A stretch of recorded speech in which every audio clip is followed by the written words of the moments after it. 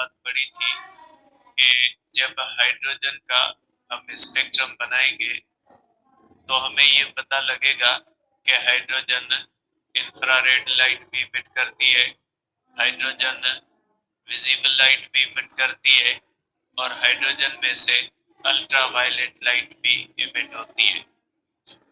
और दूसरी बात हमने ये डिस्कस की थी कि जो मुख्तलिफ साइंटिस्ट थे उन्होंने हाइड्रोजन के स्पेक्ट्रम को स्टडी करके इस बात का पता लगाने की कोशिश की कि हाइड्रोजन में से ये जो अल्ट्रा वायलेट, विजिबल या इंफ्रारेड लाइट निकल रही है ये क्यों निकल रही है या इसके निकलने की क्या वजह है, इसके बारे में मुख्तलिफ साइंटिस्टों ने जानने की कोशिश की।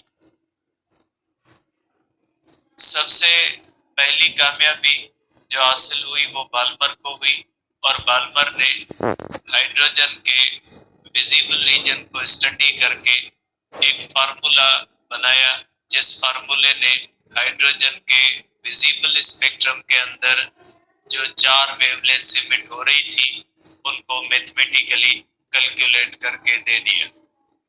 उसके बाद लाइमन ने स्टडी किया अल्ट्रा वायलेट लाइट के स्पेक्ट्रम को कि हाइड्रोजन में से जो अल्ट्रा वायलेट लाइट इमिट होती है उसके लिए एक फार्मूला लाइमन ने बनाया जिसके अंदर पी की वैल्यू 1 रखी गई जबकि बाल्मर के अंदर पी की वैल्यू 2 रखी गई।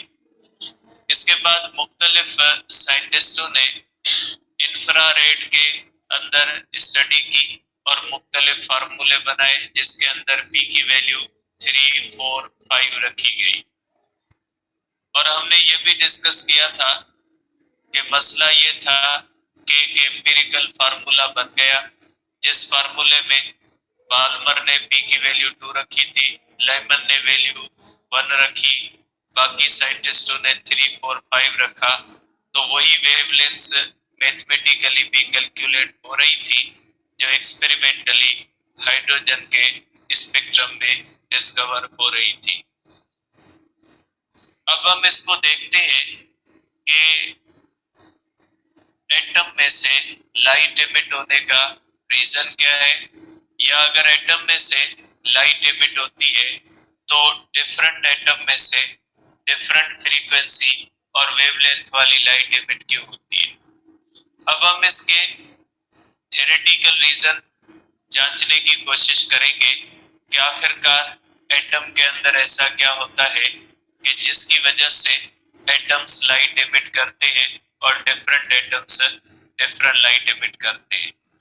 मैंने आपको कल एक आखिरी बात बताई थी कि मैथमेटिक्स से होती है जब मैथमेटिकल फार्मूला किसी चीज को एक्सप्लेन कर रहा होता है तो मैथमेटिकल फार्मूले के पास थ्योरेटिकल जवाब तो नहीं होता लेकिन उसके अंदर कोई ऐसा क्लू या कोई ऐसी निशानी होती है जिसको इस्तेमाल करके हम उस चीज तक पहुंच सकते हैं। तो बाल्मर का जो फार्मूला था उसके अंदर मैंने आपको कहा था कि बाल्मर के फार्मूले ने मैथमेटिकली वही वेवलेंथ कैलकुलेट कर ली जो वेवलेंथ बाल्मर ने एक्सपेरिमेंटली हाइड्रोजन के विजिबल स्पेक्ट्रम के अंदर फाइंड की थी। तो इस फार्मूले को अगर हम देखते हैं तो इस फार्मूले के अंदर 2 टर्म्स हैं, एक 1/p² है और दूसरा 1/n²। तो आप कहेंगे इन दोनों टर्म्स के दरमियान डिफरेंस है। ये क्लू था इस बात का कि एटम के अंदर किसी चीज के अंदर डिफरेंस है और उसी डिफरेंस की वजह से लाइट इमिट हो रही है।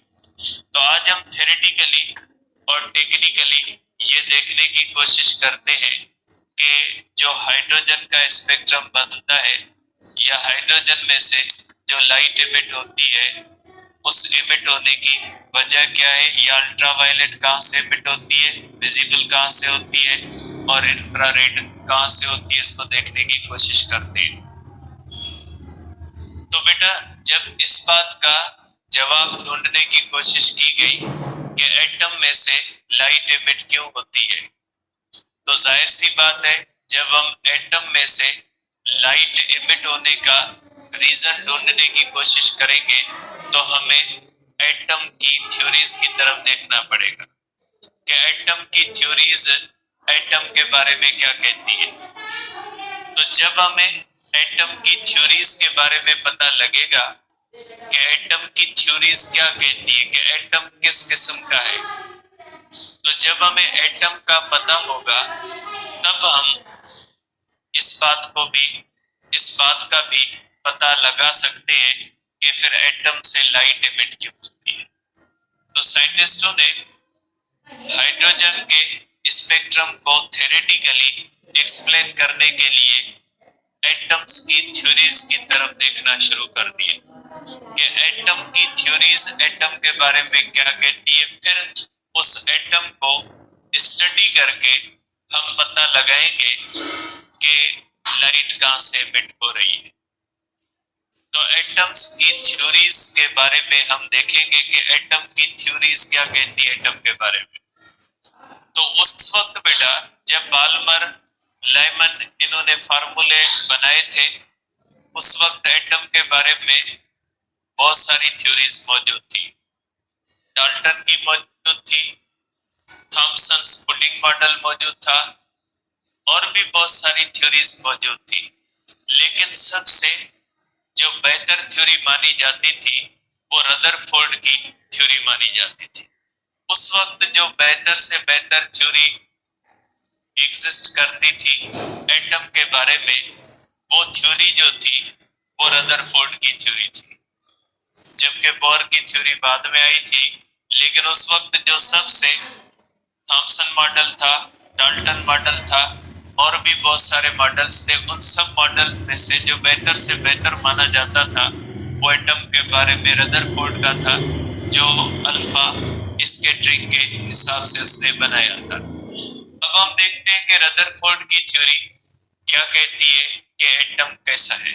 उसके बाद हम ये देखेंगे कि अगर एटम रदरफोर्ड के मुताबिक ऐसा है तो फिर उसमें से लाइट कहां से इमिट होती है। अब हम करेंगे बेटा explanation of hydrogen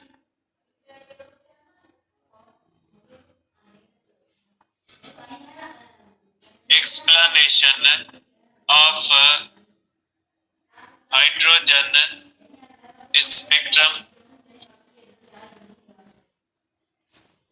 on the basis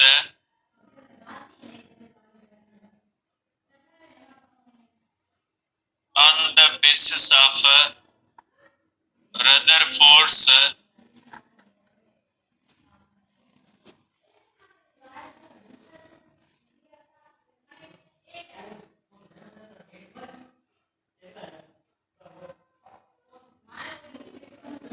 बेटा रदरफोर्ड के एटॉमिक मॉडल की बुनियाद पे हम अब इस बात की एक्सप्लेन करने की कोशिश करते हैं कि एटम में से लाइट इमिट क्यों होती है। बेटा थोड़ा ध्यान से और तवज्जो से इस बात को समझिएगा, ये हमारे एसटीपी के अंदर एक्सप्लेनेशन दी गई है बेटा। अब अगर हम देखते हैं तो पहले ये देखेंगे कि रदरफोर्ड की थ्योरी एटम के बारे में कहती क्या है। तो रदरफोर्ड की थ्योरी का एक्सपेरिमेंट है, जाहिर सी बात है उसकी और भी डिटेल्स हैं, लेकिन इतनी सारी डिटेल्स में हम नहीं जा रहे। हम सिंपली ये देखते हैं कि according to the Rutherford atom कैसा है। रदरफोर्ड के मुकाबले रदरफोर्ड के मुताबिक हम देखना चाहते हैं कि एटम कैसा है। तो बेटा रदरफोर्ड ने कहा था कि एटम के दो हिस्से हैं। एटम खुद छोटा है ये हमें पता है, लेकिन ये एटम जो छोटा है ये इसके भी दो हिस्से हैं और उस एटम के जो दो हिस्से हैं उनमें से एक हिस्सा न्यूक्लियस कहलाता है और एक वो हिस्सा होता है जो खाली है। एटम छोटा होते हुए भी वो तकरीबन 99% खाली होता है और उसका बिल्कुल एक छोटा सा न्यूक्लियस होता है जिसके अंदर प्रोटॉन्स और न्यूट्रॉन्स होते हैं। आपको पता है एटम का मास प्रोटॉन और न्यूट्रॉन ही हम लेते हैं। तो आप कह सकते हैं कि according to the Rutherford atom के दो हिस्से हैं। एक हिस्सा न्यूक्लियस कहलाता है जिसके अंदर न्यूट्रॉन और प्रोटॉन होते हैं और एक वो हिस्सा होता है जो न्यूक्लियस के बाहर खाली है और वो एम्प्टी स्पेस है, जिस एम्प्टी स्पेस के अंदर इलेक्ट्रॉन्स रिवॉल्व करते हैं। एटम खुद छोटा है लेकिन उसका न्यूक्लियस उससे भी छोटा है। आप कह सकते हैं कि पूरे एटम का मास जो होता है वो एक छोटे से न्यूक्लियस के अंदर है। पूरा एटम जो होता है उसका मास एक छोटे से न्यूक्लियस के अंदर जो है वो इस तरह से पैक किया हुआ है, और ज्यादातर हिस्सा जो एटम का होता है वो खाली होता है। 99% कहा जाता है कि इसका हिस्सा जो होता है वो खाली होता है। तो रदरफोर्ड की थ्योरी क्या कहती है कि एटम के दो हिस्से हैं। ठीक है, आप कह सकते हैं कि according to Rutherford's theory, according to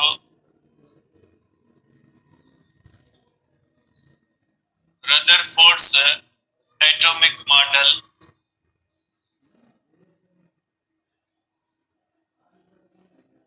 atom consists two parts. इसके दो हिस्से होते हैं। एक हिस्सा वो होता है जिसको न्यूक्लियस कहा जाता है, जिसके अंदर प्रोटॉन्स प्लस न्यूट्रॉन्स होते हैं। ठीक है, और एक वो हिस्सा होता है एम्प्टी स्पेस, एम्प्टी स्पेस होता है जिसके अंदर इलेक्ट्रॉन्स रिवॉल्व करते हैं। No concept of fixed orbits. ठीक है, आप कह सकते हैं कि फिक्स ऑर्बिट्स का कॉन्सेप्ट नहीं था। आप एटम को इस तरह से देख सकते हैं according to the Rutherford. Suppose करें ये एटम का एक न्यूक्लियस है और ये उसके बाहर एक खाली एरिया है। ये बन गया रदरफोर्ड का एटम। खाली एरिया जो होता है ना वो इसका एक रेडियस फिक्स था बेटा। ये जो रेडियस था और ये इसका रेडियस फिक्स था। इसकी मुझे वैल्यू याद नहीं है कि कितना इसका रेडियस फिक्स था, कि न्यूक्लियस के बाद इतना स्पेस, इतने रेडियस वाला स्पेस एक फिक्स है। उस स्पेस के बारे में हम कहेंगे कि ये एटम का हिस्सा है। ठीक है, जैसे कोई बल्ब होता है उसको ऑन करते हैं तो उसकी जहां तक रोशनी होती है हम कहते हैं कि वो उसकी रोशनी का हिस्सा है। इसी तरह से आप कह सकते हैं कि एटम का एक न्यूक्लियस था और न्यूक्लियस के बाहर एक स्पेस कंसीडर किया जाता था और उस स्पेस का रेडियस फिक्स था कि न्यूक्लियस के बाहर इस स्पेस का रेडियस इतना होगा जो उस एटम का हिस्सा माना जाएगा। तो आप कह सकते हैं कि according to the Rutherford atom के दो हिस्से हैं। एक वो हिस्सा जो न्यूक्लियस कहलाता है, एक न्यूक्लियस के बाहर वो खाली हिस्सा जिसके अंदर इलेक्ट्रॉन्स रिवॉल्व करते हैं। इस तरह से इस हिस्से के अंदर इस तरह से इलेक्ट्रॉन जो होते हैं वो रिवॉल्व करते हैं। यहाँ पे एक बात ध्यान में रखिएगा कि फिक्स ऑर्बिट्स का कॉन्सेप्ट नहीं था। कि अगर आप ये कहें कि इसके अंदर फिक्स्ड ऑर्बिट थे, ठीक है, इसका रेडियस फिक्स का मकसद ये आप नहीं लीजिएगा कि ये जो है वो इसका मकसद है कि इसके ऑर्बिट्स जो होते हैं वो फिक्स होते हैं। ठीक है, इसका मतलब ये नहीं होता कि इसके ऑर्बिट्स फिक्स होते हैं। इसका कोई भी इलेक्ट्रॉन का कोई भी ऑर्बिट हो सकता है। जैसे बोहर ने ऑर्बिट्स को फिक्स किया था कि फर्स्ट ऑर्बिट का रेडियस ये होगा, सेकंड ऑर्बिट का रेडियस ये होगा, ये बोहर का कॉन्सेप्ट है। रदरफोर्ड के अंदर कोई ऐसा कॉन्सेप्ट नहीं था। ये कॉन्सेप्ट था कि इलेक्ट्रॉन रिवॉल्व करेंगे, लेकिन ये कॉन्सेप्ट नहीं था कि इलेक्ट्रॉन इन ऑर्बिट्स के अंदर रिवॉल्व करेंगे। ये कॉन्सेप्ट नहीं था। ये कॉन्सेप्ट बोहर की थ्योरी के अंदर था। रदरफोर्ड की थ्योरी के अंदर सिंपली ये था कि न्यूक्लियस है, न्यूक्लियस के बाद एक एम्प्टी स्पेस होता है, उसके अंदर इलेक्ट्रॉन्स रिवॉल्व करते हैं और वो इलेक्ट्रॉन कहीं पे भी रिवॉल्व कर सकते हैं। ऐसा नहीं कि वो के में कर सकते, एल में कर सकते, ऐसा नहीं, मींस कहीं पे भी कर सकते। उसके अंदर कोई चीज फिक्स नहीं की गई थी, जैसे बोर के अंदर फिक्स है ना, के आगे नहीं जाएगा, के तक रहेगा, आगे नहीं जाएगा। इस तरह की कोई भी लिमिट नहीं दी गई थी, इलेक्ट्रॉन कहीं पे भी रिवॉल्व कर सकते हैं। मींस पूरा जो स्पेस है इसमें इलेक्ट्रॉन की मर्जी है कहीं पे भी रिवॉल्व करे। अगर इलेक्ट्रॉन के पास ज्यादा एनर्जी होगी तो न्यूक्लियस से दूर होगा, कम एनर्जी होगी तो न्यूक्लियस के करीब होगा। लेकिन एक बाहर की लिमिट फिक्स थी कि इलेक्ट्रॉन न्यूक्लियस से इतना दूर जाएगा, इससे अगर दूर जाएगा तो वो इलेक्ट्रॉन फ्री बन जाएगा। मींस बाहर की एक लिमिट थी कि इलेक्ट्रॉन न्यूक्लियस से इतना दूर जाएगा तब तक वो उस न्यूक्लियस का हिस्सा रहेगा, अगर उससे दूर चला जाएगा तो वो फ्री इलेक्ट्रॉन बन जाएगा। जैसे वो बोर की थ्योरी में भी है कि जब कोई भी इलेक्ट्रॉन इनफिनाइट ऑर्बिट में चला जाता है तो हम कहते हैं इलेक्ट्रॉन फ्री हो गया। इसी तरह से बोर के रदरफोर्ड की थ्योरी में भी यही था कि एटम के बाहर ये जो मखसूस एरिया है जिसके अंदर इलेक्ट्रॉन रिवॉल्व करते हैं, इसकी एक बाहर की बाउंड्री है, उस बाउंड्री का रेडियस फिक्स था। जो मैंने ये कहा था ना ये रेडियस फिक्स है, वो रेडियस उस बाउंड्री का फिक्स था कि इस बाउंड्री से अगर बाहर जाएगा तो वो इलेक्ट्रॉन फ्री हो जाएगा। ठीक है, बाकी अंदर की बाउंड्री नहीं थी। जैसे बोर की थ्योरी के अंदर अंदर की बाउंड्री भी है कि के से नहीं जा सकता। जैसे आपने देखा है कि फुटबॉल जब खेलते हैं तो उसके अंदर जो प्लेयर्स होते हैं उनके लिए सर्कल्स बनाए गए होते हैं कि एक बाहर का सर्किल होता है, उससे भी बॉल बाहर नहीं जा सकती, और एक अंदर का जो गोलकीपर होता है उसके बाहर भी एक सर्किल होता है कि इससे आगे भी प्लेयर नहीं जा सकता, मींस एक लेवल के अंदर रहना है। तो इसी तरह से ये बोर की थ्योरी में था कि बाहर का भी एक जो है वो बाउंड्री फिक्स थी कि यहाँ तक इलेक्ट्रॉन बाहर तक आ सकता है, उसके बाद वो इलेक्ट्रॉन फ्री हो जाएगा, और अंदर की भी एक बाउंड्री फिक्स है कि के तक रहेगा, उससे आगे नहीं जाएगा।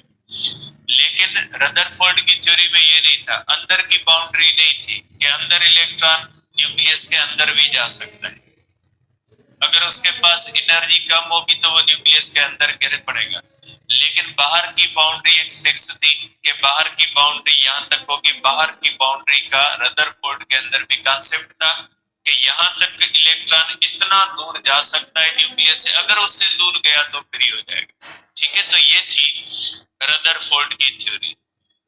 तो इसको मैं ब्रीफली समराइज कर देता हूं कि अगर रदरफोर्ड की थ्योरी को हम देखते हैं तो रदरफोर्ड की थ्योरी के मुताबिक एटम के दो हिस्से हैं। एक वो हिस्सा होता है जिसको न्यूक्लियस कहा जाता है, एक वो हिस्सा होता है जो न्यूक्लियस के बाहर खाली होता है, जिस खाली हिस्से को एम्प्टी स्पेस कहा जाता है। एटम बहुत ही छोटा है लेकिन उसका न्यूक्लियस उससे भी छोटा है, और छोटा होते हुए भी एटम का पूरा मास उसके न्यूक्लियस में ही रहता है। Most part of the atom empty है और उसी एम्प्टी पार्ट के अंदर इलेक्ट्रॉन रिवॉल्व करते हैं। कोई फिक्स ऑर्बिट का कॉन्सेप्ट नहीं था, उसके अंदर ये था कि इलेक्ट्रॉन किसी भी जगह पे रिवॉल्व कर सकता है। बाहर की बाउंड्री फिक्स थी कि इतना बाहर जा सकता है, उससे बाहर जाएगा तो फ्री हो जाएगा, लेकिन अंदर की बाउंड्री फिक्स नहीं थी। तो ये थी पिक्चर जो हमें रदरफोर्ड की थ्योरी बता रही थी कि एटम ऐसा है। अब हमने मान लिया कि रदरफोर्ड की थ्योरी सही है। ठीक है, हमने ये बात मान ली कि रदरफोर्ड की थ्योरी सही है। अब अगर एटम को ऐसा हम देखते हैं तो एटम में से लाइट कहां से एमिट होती है? अगर एटम ऐसा है, उसका एक न्यूक्लियस है, उसके बाहर इलेक्ट्रॉन रिवॉल्व करते हैं, तो अब इसकी वजह क्या है कि एटम में से लाइट एमिट होती है। अगर एटम की पिक्चर वैसे ही हम देखना जो है वो वही देखते हैं जैसे हमने रदरफोर्ड ने हमें दिखाई कि भाई एटम ऐसा, हमने समझ लिया, हमने सोच लिया, हमने मान लिया कि रदरफोर्ड की बात सही है, एटम ऐसा ही है। ठीक है, तो फिर लाइट एमिट क्यों होती है? लाइट के एमिट होने का रीजन क्या होता है? अब आ जाए इसके अंदर, मैक्सवेल की थ्योरी आपने पढ़ी है चैप्टर 16 के अंदर, आपने अपने जहाँ पे पढ़ते हो वहां पे पढ़े होगे, या मैंने 2 बजे में पढ़ा रहा हूँ, तो जिसने क्लास अटेंड की होगी तो उसने पढ़ी होगी। पीएमसी के सिलेबस के अंदर तो नहीं है, लेकिन जिन्होंने 2 बजे क्लास अटेंड की है उन्होंने पढ़ी होगी मैक्सवेल की थ्योरी। मैक्सवेल की थ्योरी को हम कहते हैं क्लासिकल थ्योरी, क्योंकि मैक्सवेल की इलेक्ट्रोमैग्नेटिक वेव थ्योरी लाइट के बारे में जो क्लासिकल फिजिक्स का हिस्सा है। अब मैक्सवेल की जो थ्योरी इलेक्ट्रोमैग्नेटिक वेव्स की है, वो थ्योरी कहती है कि जब कोई भी चार्ज एक्सीलेट करेगी तो एक्सीलेटेड चार्ज इलेक्ट्रोमैग्नेटिक वेव एमिट करेगी। ये उसकी थ्योरी की पॉइंट होती है कि जब कोई भी चार्ज एक्सीलेट करेगी तो एक्सीलेटेड जो चार्ज होती है वो इलेक्ट्रोमैग्नेटिक वेव एमिट करती है। ठीक है, तो अब अगर हम देखते हैं कि जब एक्सीलेटेड चार्ज इलेक्ट्रोमैग्नेटिक वेव एमिट करती है तो क्या एटम के अंदर कोई चार्जेस एक्सीलेट हो रही है या नहीं हो रही? देखिए बेटा, एटम के अंदर इलेक्ट्रॉन सर्किल में रिवॉल्व कर रहे हैं, according to the Rutherford electron circle में रिवॉल्व करते हैं। और कोई भी चीज जो सर्किल में रिवॉल्व करती है, चाहे वो यूनिफॉर्म सर्कुलर मोशन में हो चाहे वो नॉन यूनिफॉर्म सर्कुलर मोशन में हो, लेकिन उसके अंदर सेंट्रीपिटल एक्सीलेशन होती है। यूनिफॉर्म सर्कुलर मोशन के अंदर भी सेंट्रीपिटल एक्सीलेशन होती है। अगर यूनिफॉर्म सर्कुलर मोशन आपको याद है तो आपने पढ़ा होगा कि यूनिफॉर्म सर्कुलर मोशन के अंदर भी आप ये नहीं कहते कि वेलोसिटी रिमेन्स कांस्टेंट, क्योंकि यूनिफॉर्म सर्कुलर मोशन के अंदर भी वेलोसिटी का डायरेक्शन कंटिन्यूअसली चेंज होता है, जिसकी वजह से सेंट्रीपिटल एक्सीलेशन बनती है। तो यूनिफॉर्म सर्कुलर मोशन के बारे में भी हम कहते हैं कि यूनिफॉर्म सर्कुलर मोशन भी एक्सीलेटेड मोशन है। तो मैक्सवेल की थ्योरी क्या कहती है? मैक्सवेल की थ्योरी कहती है कि जो चार्जेस एक्सीलेट करती है वो इलेक्ट्रोमैग्नेटिक वेव एमिट करती है। अब ये कैसे करती है तो आपको 16 चैप्टर पढ़ना पड़ेगा। यहाँ पे मैंने सिर्फ पॉइंट आपको बताई कि according to the classical theory, जो क्लासिकल थ्योरी कहते हैं मैक्सवेल की theory, according to the classical theory accelerated charges emit electromagnetic radiation. अगर इसी बात को हम ध्यान में रख के देखें एटम को, तो एटम के अंदर इलेक्ट्रॉन रिवॉल्व कर रहे होते हैं, और एटम के अंदर अगर इलेक्ट्रॉन रिवॉल्व कर रहे होते हैं तो जो चार्ज रिवॉल्व करेगी ये इलेक्ट्रॉन है, इलेक्ट्रॉन चार्ज है, इसका मकसद है चार्ज रिवॉल्व कर रही है, और रोटेटिंग चार्ज जो होती है वो एक्सीलेटेड होती है। तो अगर मैक्सवेल की थ्योरी देखते हैं तो ये बात इसका रीजन हो सकती है कि ये जो इलेक्ट्रॉन रिवॉल्व कर रहे हैं ये इलेक्ट्रॉन सर्कुलर मोशन में होने की वजह से एक्सीलरेटेड है, इसलिए इनमें से इलेक्ट्रोमैग्नेटिक रेडिएशन निकलेगी। और लाइट भी इलेक्ट्रोमैग्नेटिक रेडिएशन है, इसका मकसद है कि ये चार्जेस सर्किल में मूव करती है, इसलिए ये एक्सीलरेटेड है, और इसलिए इसको एक्सीलरेटेड होने की वजह से ये इलेक्ट्रोमैग्नेटिक वेव एमिट करती है, लाइट एमिट करती है। ये एक रीजन हो सकता था कि जो बोहर ने रदरफोर्ड ने कहा था कि इलेक्ट्रॉन रिवॉल्व करते हैं राउंड न्यूक्लियस सर्कुलर ऑर्बिट्स में, और मैक्सवेल कहता है कोई भी चार्ज अगर एक्सीलरेटेड होगी तो वो इलेक्ट्रोमैग्नेटिक वेव एमिट करेगी। तो अकॉर्डिंग टू द रदरफोर्ड ये जो इलेक्ट्रॉन्स होते हैं सर्किल में रिवॉल्व करते हैं, और सर्किल में रिवॉल्व करता हुआ इलेक्ट्रॉन एक्सीलरेटेड माना जाएगा। तो मैक्सवेल की थ्योरी को अगर रदरफोर्ड के एटॉमिक मॉडल के ऊपर अप्लाई करें तो ऐसा हो सकता है कि ये इलेक्ट्रॉन्स जो हैं ये एक्सीलरेटेड है, और accelerated electrons electromagnetic wave emit करेंगे। ठीक है, ये एक रीजन हो सकता था। तो रीजन क्या हो सकता था, मैं इसको लिखता हूं कि इसका रीजन ये हो सकता था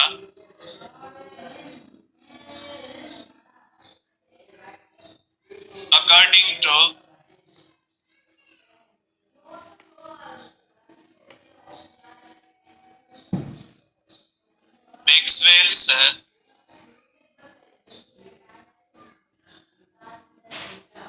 classical theory. According to the Maxwell's classical theory,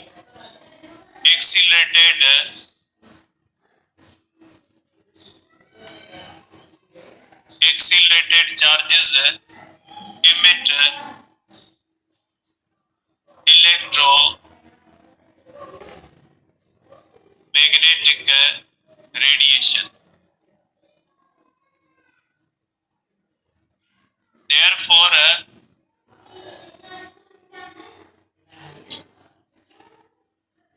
revolving electrons in atom are also considered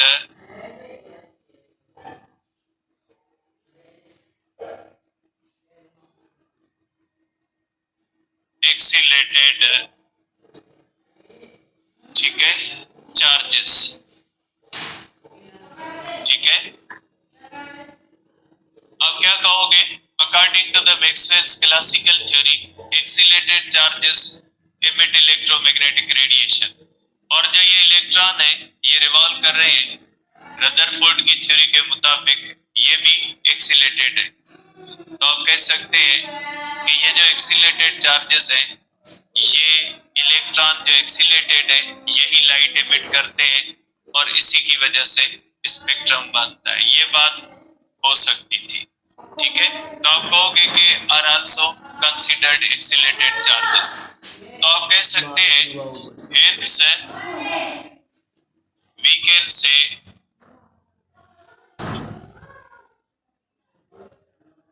that these electrons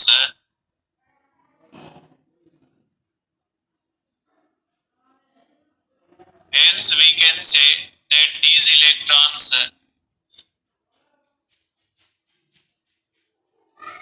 emit electromagnetic wave which forms spectrum। ठीक है, ये आपके पास रीजन आ गया। अब हमने मान लिया, ठीक है, मैक्सवेल की बात, मैक्सवेल की तो थ्योरी सही है। मैक्सवेल ने कहा एक्सीलरेटेड चार्जेस जो होती है वो इलेक्ट्रोमैग्नेटिक वेव एमिट करती है, और बोर की थ्योरी के मुताबिक ये इलेक्ट्रॉन एक्सीलरेटेड है, ये इलेक्ट्रोमैग्नेटिक वेव एमिट करते हैं। चले, ये हमने चीज मान ली। अब मसला पता है क्या, इसको मानने से एक और मसला आता है कि अगर इस तरह से इलेक्ट्रॉन जो होते हैं वो तो हर एटम के अंदर रिवॉल्व कर रहे होते हैं, फिर तो हर एटम में से लाइट एमिट होनी चाहिए, फिर तो हर वक्त होनी चाहिए, क्योंकि ये इलेक्ट्रॉन जो होते हैं ये तो हाइड्रोजन के अंदर हर वक्त रिवॉल्व कर रहे हैं, और हर वक्त रिवॉल्व कर रहे हैं तो हाइड्रोजन में से तो हर वक्त उसमें से लाइट एमिट होनी चाहिए। लेकिन ऐसा तो नहीं होता, और भी बहुत सारी चीजें, उनके अंदर भी एटम्स हैं, के अंदर भी ऐसे इलेक्ट्रॉन रिवॉल्व कर रहे हैं। अगर इस बात को सही मान ले तो फिर तो हर चीज के हर एटम में से हर टाइम पे खुद ब खुद लाइट निकलनी चाहिए, इलेक्ट्रॉन तो रिवॉल्व कर रहे हैं, लेकिन ऐसा तो नहीं होता। फिर हाइड्रोजन को एक ट्यूब के अंदर रख के कैथोड रेज पास करवाने की क्या जरूरत है? फिर तो हाइड्रोजन को ऐसे ही रख के हम प्रिज्म के सामने रख देंगे, स्पेक्ट्रम बनता है, नहीं बनता? ऐसे तो नहीं बनता, ठीक है। अगर ये बात हम मान लेते हैं कि एक्सीलरेटेड चार्जेस इलेक्ट्रोमैग्नेट, ये तो मानते हैं कि ऐसा करती है, और ये जो एटम के अंदर रिवॉल्व कर रहे हैं ये भी एक्सीलरेटेड है, ये भी एक्सीलरेटेड है, तो ये भी इस तरह से लाइट एमिट करती है जिसका स्पेक्ट्रम बनता है। इसका मतलब है फिर तो हर टाइम पे इनको करना चाहिए, लेकिन ऐसा भी नहीं होता कि हर टाइम पे ये लाइट एमिट नहीं करते। और फॉर एग्जांपल अगर ये हर टाइम पे लाइट एमिट करे तो क्या होगा? अगर ये इलेक्ट्रॉन रिवॉल्व करते हुए अगर ये लाइट एमिट करे तो क्या होगा?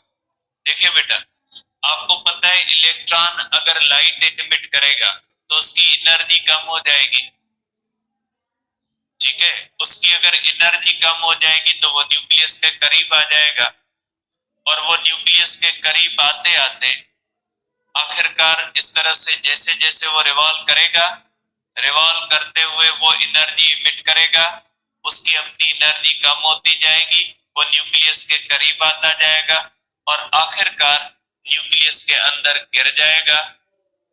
और अगर वो न्यूक्लियस के अंदर गिर जाएगा तो इसका मकसद है कि फिर एटम तो खत्म हो गया, क्योंकि एटम का दो हिस्से होते हैं, एक वो हिस्सा होता है इलेक्ट्रॉन्स वाला, एक न्यूक्लियस वाला। अगर इस तरह से इलेक्ट्रॉन रिवॉल्व करते करते, लाइट इमिट करते करते न्यूक्लियस के अंदर जाके गिरेंगे तो इसका मतलब है कि न्यूक्लियस की एक्सिस्टेंस तो टेम्पररी होगी, फिर जो एटम की एक्सिस्टेंस जो जो होगी वो तो टेम्पररी होगी, क्योंकि जब इलेक्ट्रॉन नहीं है तो खाली न्यूक्लियस तो एटम नहीं बनेगा, एटम के तो दो हिस्से होते हैं। तो इसका मतलब ये हुआ कि ये एक्सप्लेनेशन एक फेल एक्सप्लेनेशन है, कि अगर इस तरह से इलेक्ट्रॉन रिवॉल्व करते हुए लाइट इमिट करेंगे तो उन इलेक्ट्रॉन्स की अपनी एनर्जी कम होती जाएगी, और एनर्जी कम होने की वजह से वो न्यूक्लियस के करीब आते जाएंगे, और न्यूक्लियस के करीब आते जाएंगे, लाइट इमिट करते जाएंगे, अपनी एनर्जी लूज करते जाएंगे, आखिरकार वो न्यूक्लियस के अंदर गिर जाएंगे। जब वो न्यूक्लियस के अंदर गिर जाएंगे तो वो तो एटम ही खत्म हो जाएगा, फिर एटम की एक्सिस्टेंस तो टेम्पररी होगी। मींस हर एटम इस तरह से बने लाइट इमिट करने के बाद खत्म हो जाए, ऐसा तो नहीं होता। आपके सराउंडिंग बहुत सारे एटम से स्टेबल है, कोई भी ऐसे खत्म नहीं होता, एटम थोड़ी ना खत्म होता है, एटम की तो परमानेंट एक्सिस्टेंस होती है। ऐसे थोड़ी ना एटम खुद ब खुद इस तरह इलेक्ट्रॉन रिवॉल्व करते जाए, लाइट इमिट करते जाए, स्पेक्ट्रम बनाते जाए, खत्म होते जाए, ऐसा तो कुछ नहीं होता। इसका मकसद है कि रदरफोर्ड की थ्योरी की ये जो एक्सप्लेनेशन थी ये एक फेल एक्सप्लेनेशन है, ठीक है। मींस रदरफोर्ड की थ्योरी इसको एक्सप्लेन नहीं कर पाई। इफ इलेक्ट्रॉन्स emit radiation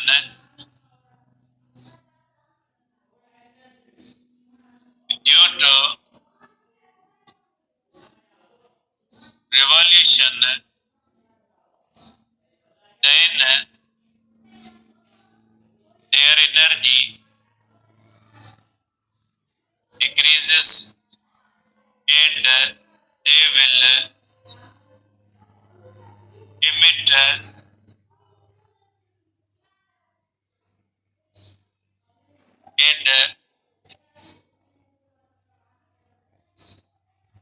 एक मिनट,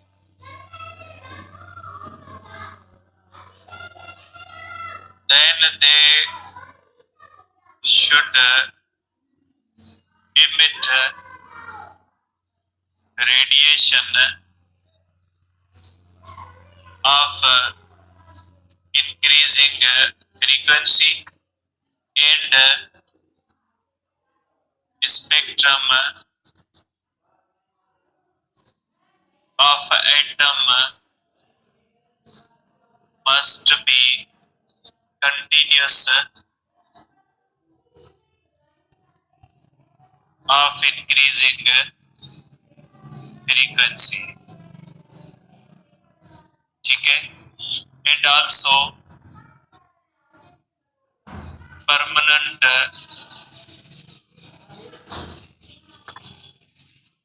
अब इसको मैं अलग लिखता हूं बेटा,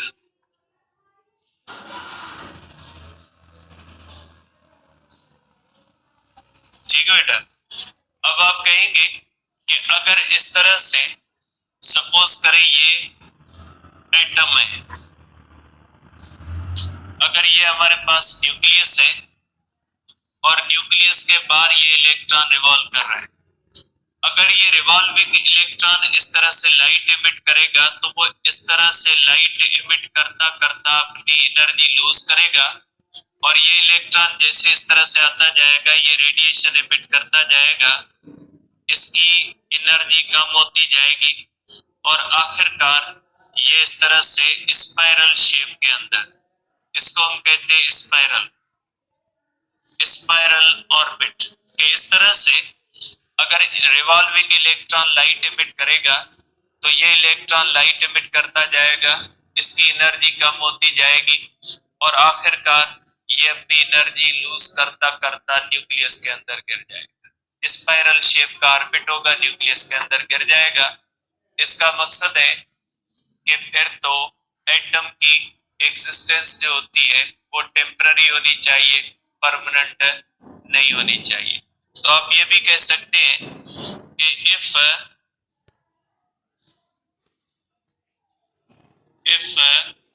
electron emits energy, electromagnetic radiation due to circular motion around nucleus, then after losing energy it must fall into nucleus, making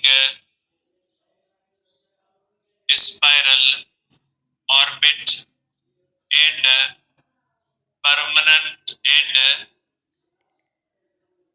existence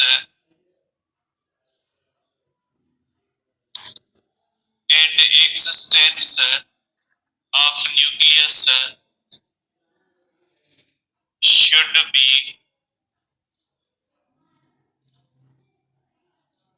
temporary, not permanent। ठीक है, तो आप इसको इस तरह से कह सकते हैं कि इसका ये होना चाहिए। अब इसका कंक्लूजन लिखते हैं कि इसका कंक्लूजन क्या है पूरी चीज का। कंक्लूजन ये है कि electron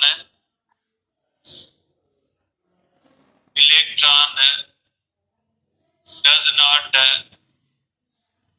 emit radiation due to circular motion and also not falls in nucleus। Existence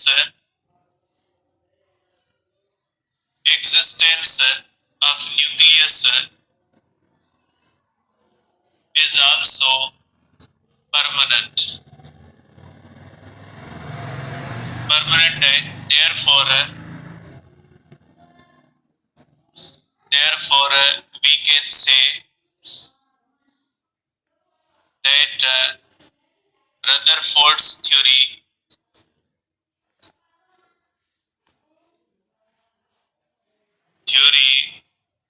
failed to explain spectrum of hydrogen। बेटा स्पेक्ट्रम ऑफ हाइड्रोजन को एक्सप्लेन करने में रदरफोर्ड की थ्योरी नाकाम गई। क्योंकि रदरफोर्ड की थ्योरी के अंदर लाइट के एमिट का सिर्फ एक ही रीजन हो सकता था, सर्कुलर मोशन। और अगर सर्कुलर मोशन में इलेक्ट्रॉन लाइट एमिट करते तो उनकी अपनी एनर्जी कम हो जाती और इलेक्ट्रॉन स्पाइरल शेप के अंदर न्यूक्लियस के अंदर जाके गिरते, फिर एटम की एग्जिस्टेंस टेम्पररी मानी जाती क्योंकि न्यूक्लियस के सिवा तो एटम नहीं होगा। और इसका जो स्पेक्ट्रम होना चाहिए वो कंटिन्यूस होना चाहिए, क्योंकि वो इलेक्ट्रॉन कंटिन्यूसली डिसेलरेट होता हुआ ये न्यूक्लियस के अंदर गिरेगा तो वो कंटिन्यूस लाइट एमिट करेगा और जैसे जैसे वो न्यूक्लियस के करीब आएगा न्यूक्लियस की अट्रैक्शन उसके ज्यादा होगी और वो एक्सीलरेट होके जब न्यूक्लियस में गिरेगा तो उसकी वेलोसिटी बढ़ती जाएगी। वेलोसिटी के बढ़ने की वजह से उसमें से जो लाइट एमिट होनी चाहिए वो इंक्रीजिंग फ्रीक्वेंसी वाली होनी चाहिए और इसका स्पेक्ट्रम कंटिन्यूस होना चाहिए।